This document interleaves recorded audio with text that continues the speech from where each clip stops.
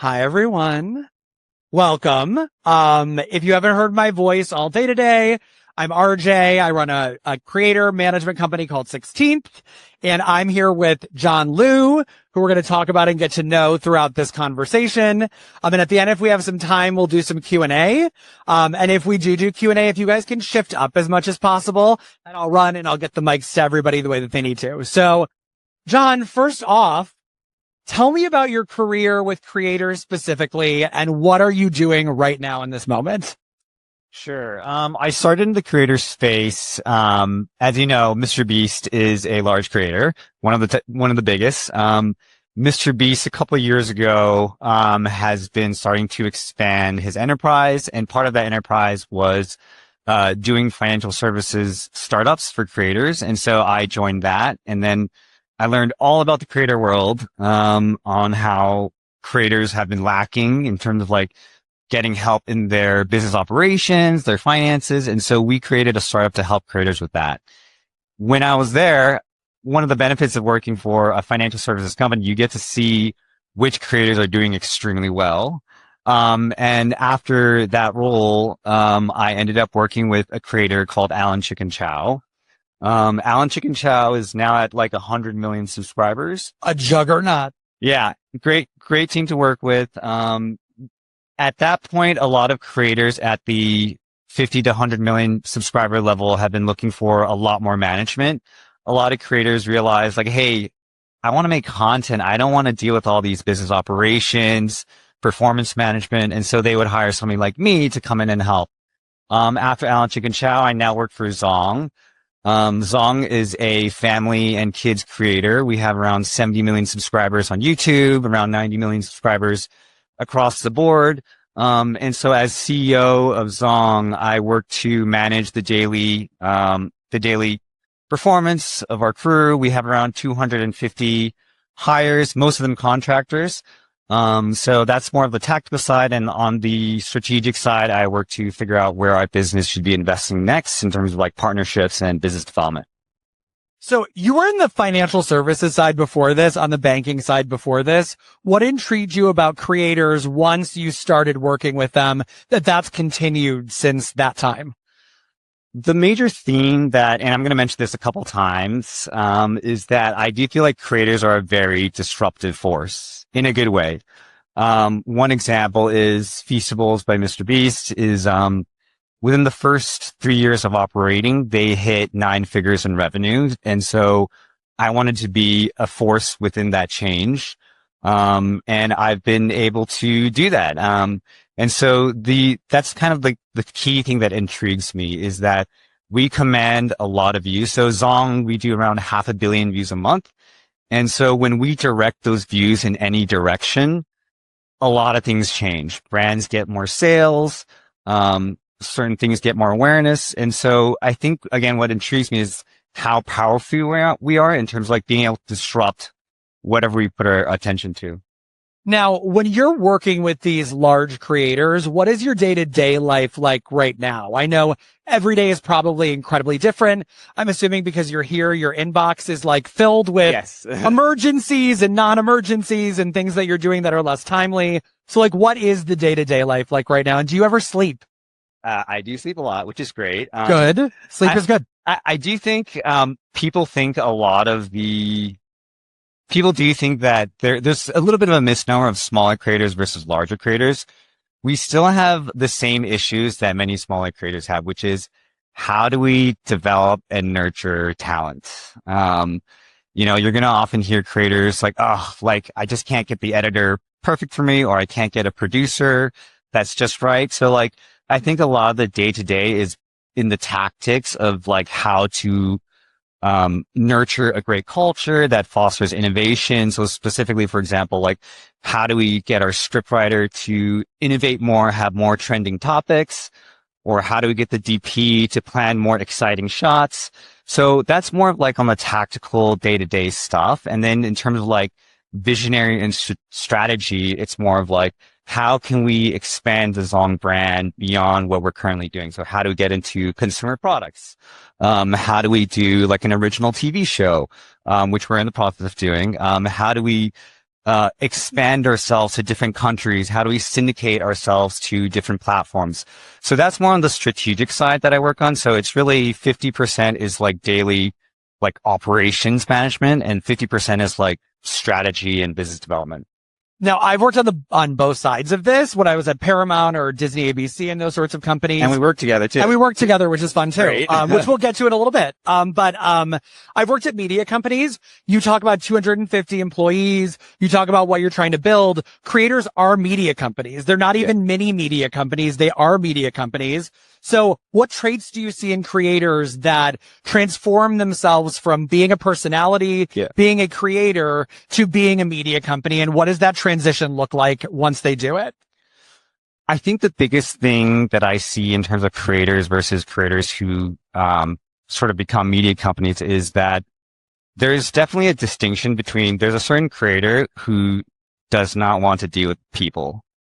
And if you don't like to deal with people, like it's quite difficult to become like a media empire. Should we game show it and guess who it is? No, just kidding. No. I know who it is. And for what it's worth, there's nothing wrong with that. Some people are purists of their talent and they just want to do their art. They just want to be in the room, film. You know, I've met some of the most niche creators, like this person I've worked, she loved keyboards. She liked the ASMR of keyboards, and she just wants to do that. She doesn't want to deal with management.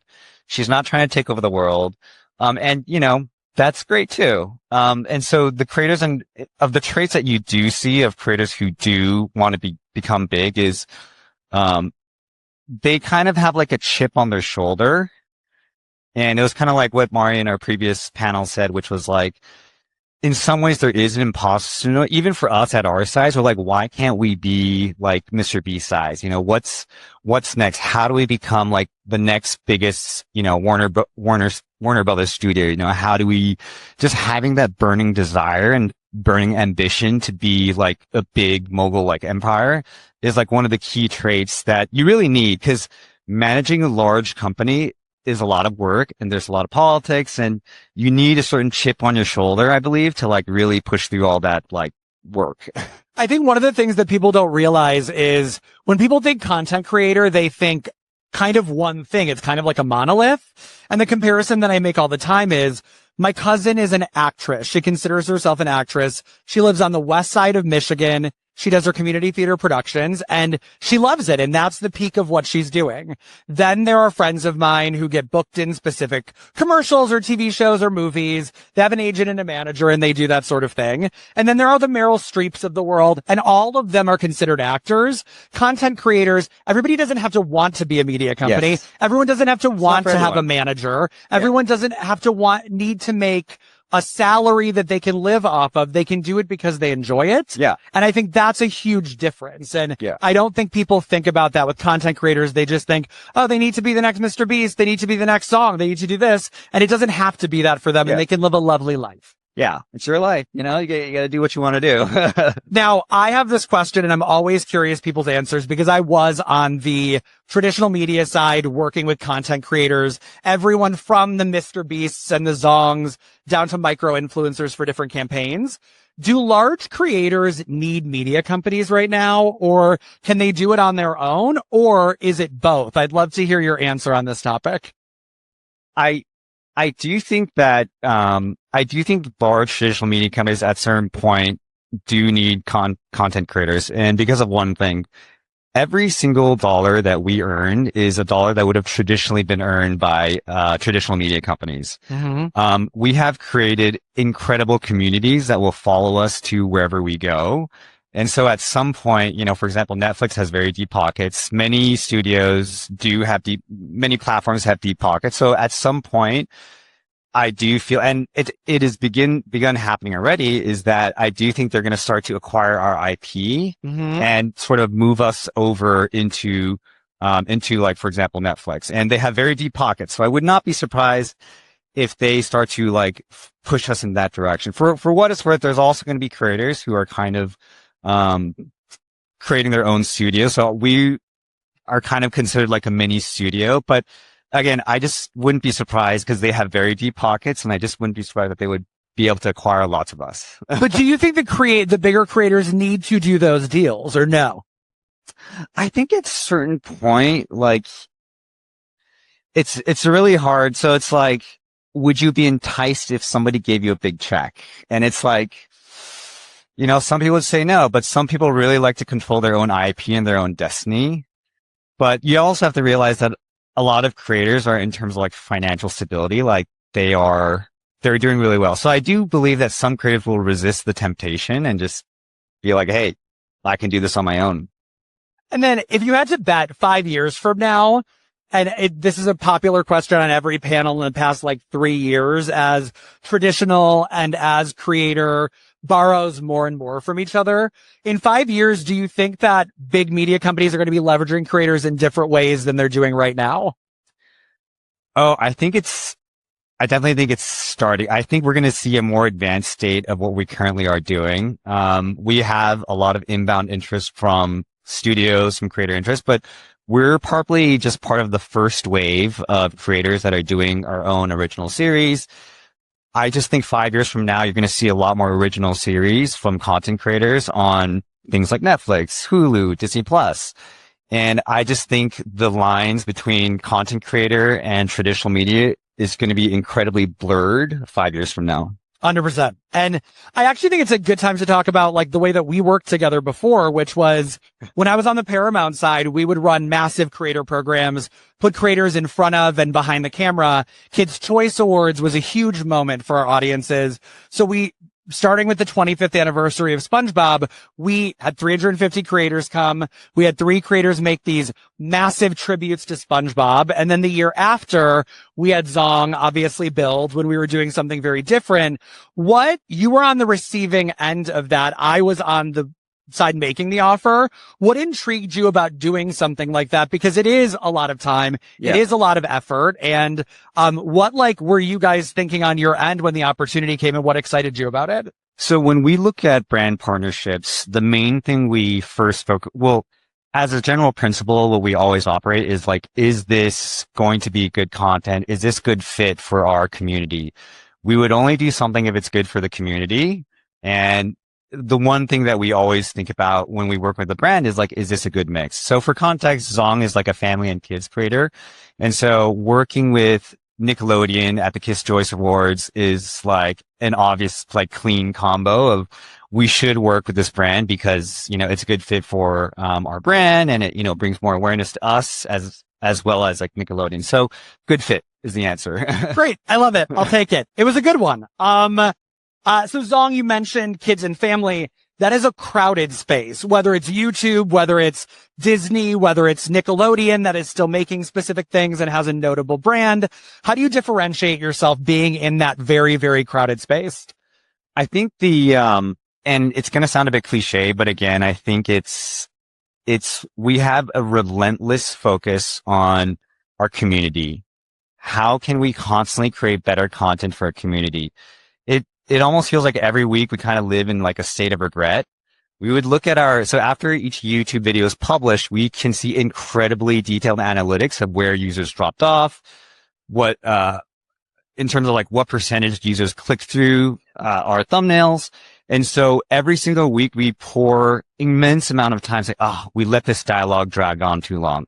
Oh, we let this bit was not exciting enough for our viewers.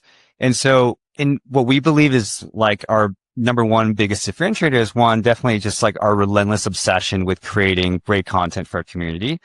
And number 2, I think tactically speaking, I think it always helps to have a larger budget. Budgets are nice. There's a lot of people in the space and we do try to increase the budget so that we can outcompete some other folks. But at the end of the day, we have had experience where we increased the budget and still lower budget has increased. Lower budget content has performed better. So I think at the end of the day, did you make a compelling story? That is still the number one priority, and that beats out budget like most times. Is there anything you've done either in your tenure at Zong or before with Alan or with Beast that you've tried something and it really did not work? Oh. Not just kind of didn't work, like really, really, really didn't work. There's we've got a lot of war stories. Okay. Give me your favorite that you can talk about. Okay. So I had this belief So in financial services, I was working for content creators. We were like, hey, why don't I give you funding so that you can create more content? I was like, you make two pieces of content a month. What if you make 3 or 4? That's great, right? You're going to make more money. You're going to have audience growth. We tried that with Zhong. And you funded it. And we tried with Zhong. Oh, okay, we created more content. Instead of creating 4 pieces of long form, we created 6 pieces. It was a disaster. It was a disaster. Our communities is incredibly, especially the algorithm, is very sensitive to quality changes. If you spread yourself too thin, if you let dialogues drag on too long, if you reduce the quality of your packaging, which is your title, your thumbnail, any reduction that they will smell it and they will punish you for it. And that point we had dropped, I think our total monthly views had dropped from like 400 million to like around 200. So we lost 50% of our views by making more content. Got it. So we're back to normal. We're back to around 500, 600 million views a month, but that's only because we decided to never ever compromise on quality.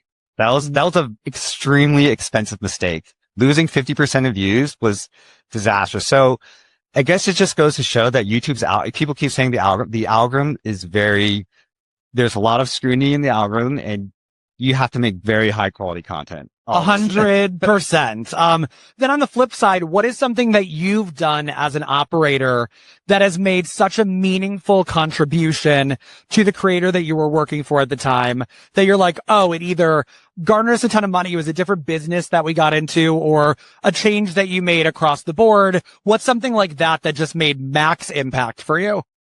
I think it's giving the creators that I work with the space to do what they want to do. Most creators who entered the content business, they didn't enter it to do contracts. They didn't enter it to do performance management of employees. When I think of like doing that kind of, like, I'm literally negotiating like with the janitor of, how to do cleaning services for the production studio. These are things that really harm the content creator in terms of like, they could be spending that time creating the next viral piece of content. They could be spending that time figuring out, more angles to the script, and giving back the creator that time is incredibly useful. And I think it's the best force multiplier that a creator can do, which is finding an operator to like take that load off of them. There was a great conversation before this, if you missed it, in a panel that it talked a lot about creator mental health. And one of the things I think about all the time is that creators don't really have a way to retire depending on how their business is going. They kind of have to keep going forever. So how do you think about that with Zhong? Do you talk about the idea of that? Yeah. Do you talk about building a brand that can outlast him? Like, what is that conversation like? So this is actually a lesson that I kind of took from my MrBeast days, which is, if you look at what MrBeast and I shouldn't just say MrBeast, even other creators doing this, they're creating sustainable brands that will outlive them. Feastables is going to continue to outlive Jimmy. ViewStats is another beast-backed company, is going to continue to outlive Jimmy. Mm-hmm. Step, which is they're just invested in another bank, that's also going to outlive, assuming the bank does well, hypothetically would outlast MrBeast. And so that's kind of like the same principles that we take at Zhong, which is how do we create a lasting brand that will outlive us? And which is, again, why we keep looking into things like consumer products. I think consumer products is our next big move, but even beyond consumer products, we always think about, hey, what's the next big, like, strategic business that we can invest into? Incredible. And then you've worked with a lot of like the upper echelon of creators. And I know we talked about how size doesn't always matter because the issues are still the same, but how could a smaller creator use some of the playbook that you utilize with people like Alan and Jimmy and Zhong? Okay, so I actually we had a big team with my team about this, and so this is actually straight from like a pooled knowledge of— Wait, after our prep call, you guys talked about it? Yeah, we I love it. I had a prep call doing the work with the production team and the scriptwriter team, and so they said, one of the key things that smaller creators can do is, what you can do is you can look at, so let's say phase one. Phase one is kind of like find the niche that you want to live in. So Is it going to be cooking? Is it going to be, I don't know, tractor trailers? By the way, tractor trailers are a very big hit in like the Midwest. So it's like whatever niche you want, find it, right? So number one is kind of like exploring where you want to live.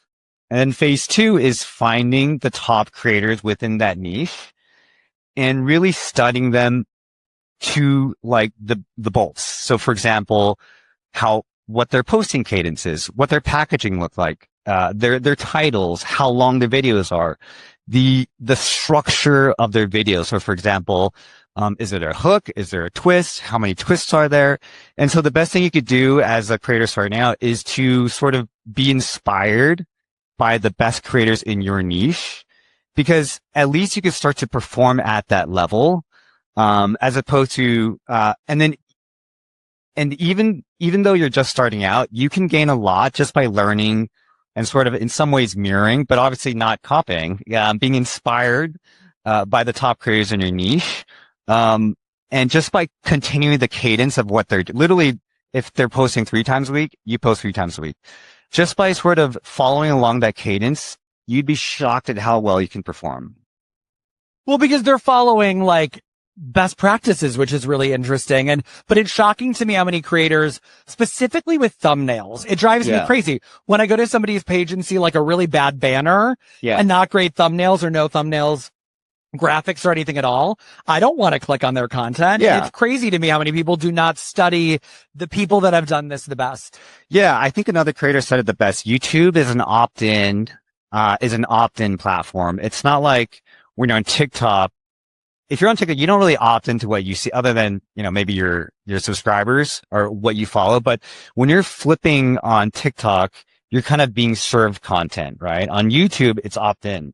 So you actually have to select the next piece of content that you want to watch. So the packaging matters a lot. Got it. And then for you, and this is something that I'm dealing with in a very different scenario of running a management company, but you can build in-house and there are pros and cons to it. When do you decide whether to partner with someone or to build in-house? How do you make that decision? So I think it's going to be on a case by case basis. On the production side, we film like 3 to 4 times a week, every single week for the entire year. And so Christmas week? Well, Christmas week, before the Christmas week, we double our filming schedule so that we have enough content to release that day. So I knew it was coming. It's the week before and you're like suffering a little bit. Oh, it's the 3 weeks before we suffer a lot. Yeah. We run on an SNL schedule, which is really intense. So it's like from script to production, it's like a week to 2 weeks. It's like very intense turnaround. And so sorry, what was the question again? No, it's fine. I got distracted too. How do you decide whether to build in-house for the production team? We build in-house as much as possible. So we try to nurture talent. We hire internally the entire chain. So for example, everybody from the scriptwriter to the DP, it is on a full-time basis. It's almost like producing a TV series. We don't really need freelancers for that. And so when you hire in-house, it's a little bit different dynamic. Mm-hmm. You get to build them. You get to build their careers. You get to have performance management talks with them, which is, a fancy corporate term for like, hey, what can we do? What did we do this month? And what can we do better next month? We can also wrap it in our ecosystem of like goals. Like, hey, this month our goal is 100 million long-form views. We have a target goal of 125 million views for next quarter. Like, how can we get there? So when we hire internally, it's easier to sort of wrap them within our like organizational performance management structure. There's actually plenty of stuff that we cannot hire internally. So for example, we're getting into like an original show that we're producing. Sorry, we're not producing, but we're doing an original show that's going to appear on whoever buys the show. And so we do not have experience creating a full-fledged TV series that's going to air on Netflix or Disney or something. So we don't have that experience. That stuff we're kind of forced to hire outside. But and the network probably wants that too because the network probably wants that too. So the studio space has, we're new to it, but there's an incredible amount of lingo that they have and a certain way they do things. So like we just don't have, and that's just not something that we can hire internally because we can't even teach them what to do. Mm-hmm. So that's something that we have to outsource. But wherever we can, we try to just do internal.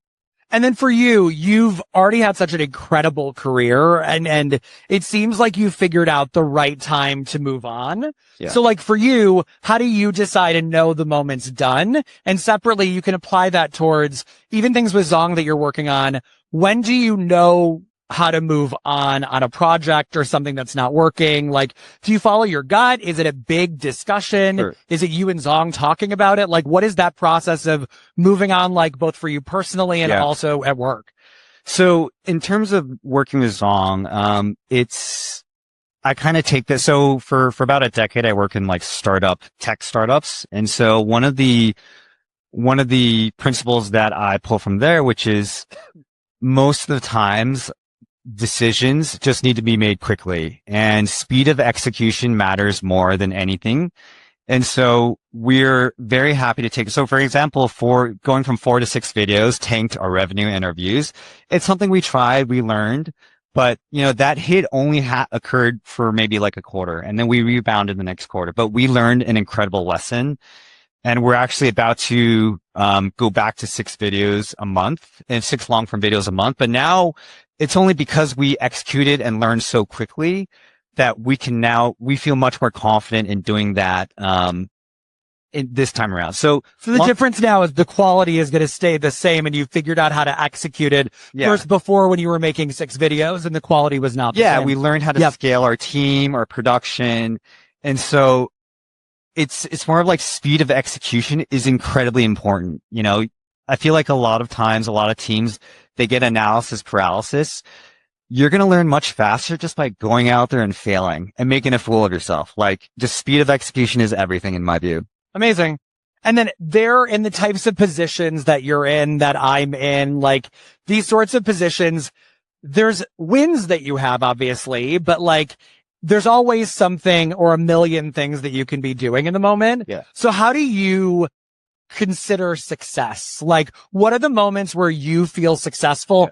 If you do, or is that something that you're still figuring out your relationship with success at a job that, again, there's always something that you can do or fix or tweak, and you can always do better. So what is that like for you? I actually think, even though there's a million things you could be doing, I actually think it's in some ways kind of like a facade. There's really a very few amount of things that you should be focusing on a day-to-day basis. So for example, we are choosing a partner to create an original TV series. On that day, I could have made several hundred different, decisions. That is like one decision that's really important because it defines who we're going to be working with for maybe a year or maybe even longer. And so making sure that which 2 to 3 decisions that you need to make on a day-to-day basis is going to affect everything. Mm-hmm. And the rest is just kind of like just in the ether, prioritizing which decisions will make the biggest difference in your business, in your daily life, I think is the most important. And just like finding out which decisions that you need to really focus your like mental load on. And then how do you feel that success in those moments? Like, are there moments where, like after Kids' Choice Awards, for example, where you like, I feel proud of this, and then you move on to the next thing? Or is it hard to feel success in the type of position you're in? I think it's definitely hard to feel success because, I talked about certain creators where, you believe you're doing it for the art. I'm not doing it for the art. I'm doing it to create, well, in some ways it is an art, but I'm doing it to create an empire, a multifaceted empire that could, survive beyond the creator. And so for me, that's what success is, creating kind of like a critical mass to where we have created multiple business revenue lines, multiple brands, something that truly is like a legacy project that can outlast the creator. For me, that's success. That is personally something I believe in, but it is not a very good management philosophy in terms of managing things on a day-to-day basis. We love to celebrate the little wins. So for example, when we hit 500 million views, we had a big celebration with the team. When we hit the next, 25 million views, we're going to celebrate that. So it's also important to celebrate the small wins because it's a marathon. This is a very long journey. And so, on the flip side, I do believe it's very important to celebrate the small wins as much as you can. And that's actually interesting. Win and then success are different things that are kind of related. Yeah, I guess But that's true, yeah. but I think that that's interesting is the wins collectively add up to eventual success, hopefully. But maybe for people like you and I, success is, there's going to be a next thing after that. So maybe it's an interesting standard to hold ourselves to. I feel like that is the case because it's like, it's almost like an insatiable like sensation to like keep winning. Mhm. But, you know, at some point you do have to stop and like smell your surroundings, smell the flowers, smell your successes and kind of like relish in it. Well, I think you're wildly successful, so you have it for me. We're over technically, but we have time for one question. Does one person here have a great question for John? Anybody? And I'll run over to you with this mic. Oh, good. Amazing. He volunteered as tribute. Here you go. Here you go, Christian. Thank you very much. Here you go. So real quick, I know some people here are probably starting out just like me. I'm a start new creator. So what would you, I guess, suggest to a new creator like me that's just starting out and trying to build an empire, like you say?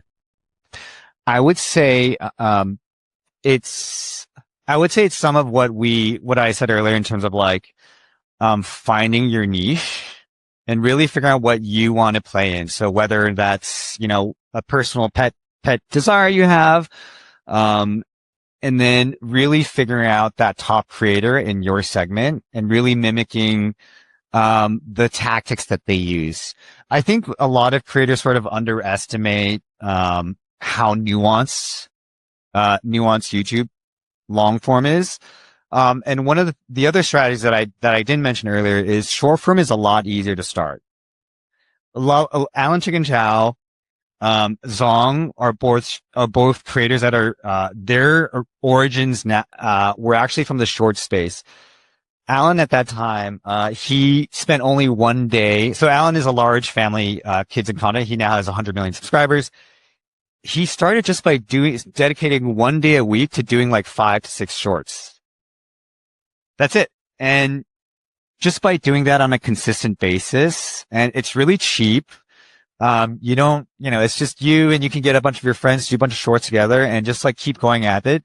That itself will get you like in the zone of learning. And then the second thing is, you know, the things that I said earlier, which you should be applying, which is of the creators in the space that you want to play in, you know, how can you utilize the best practices that they're doing? And best practices is like very hard for the starter creators to see. So best practices, you have to pay attention. So we are obsessed with analytics. Every single second, we care about retention. We care about, you know, average view duration. We care about video length. We obsess over your analytics and keep learning and keep trying to do better on your analytics. And that itself, you know, can get you pretty far. And one thing that I'll add to that is short form is easier when you're an earlier creator to experiment and find what's actually going to work for you. People spend a lot of time obviously on shorts, but they spend a lot longer on long form content. And say you make a ton of content and it keeps failing. You've invested so much time in it. So I recommend to every short form creator, they have to figure out long form, but in the beginning, testing it, doing short form, you're going to be able to throw a lot more things at the wall and see what the algorithm really appreciates. One thing I've said earlier, we have around 20 to 25 billion views. The first 10 to 15 billion views, we're just on an iPhone. Mm-hmm. You know, we didn't have a crazy setup. You know, it's just a Zong and a bunch of friends just recording, doing research, finding some trending topics, and they're just like filming it in their backyard. So like, you don't need crazy expensive setups. You don't need, you know, good content, good dialogue, good chemistry, good tension, good drama, good hook. It still can overcome like crazy production budgets. Well, amazing. That was a great way to wrap out this conversation. Thank you to John. We have one more panel coming up, which is talking about LinkedIn for creators. I'm super excited about this one. I think it's the most underutilized platform for creators. And so come back here. It's coming up shortly, and then we'll wrap out this lovely third day at the Creator Lab for NAB. Thank you guys so much. See you in a little bit. And thank you, John, again. Yeah. Thank you guys for coming. Yeah.